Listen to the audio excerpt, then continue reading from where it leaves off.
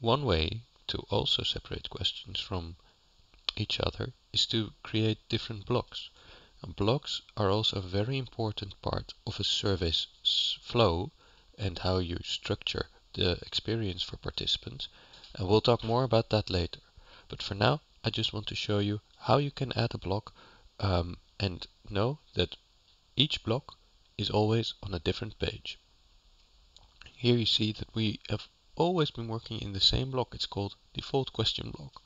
And I can also minimize the block, unfold it. When you minimize it, the questions disappear.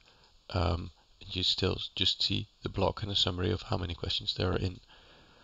To add a new block, let's say you have unfolded your main block, in this case the default question block, you go below and you click on Add Block. It's that simple.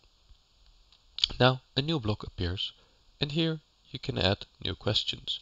So we can add a text entry question and say name.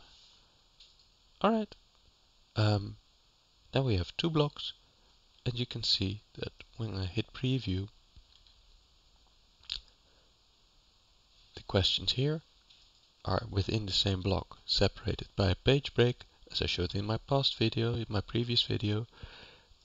And now we're going to the next block that's on the new page with the question name.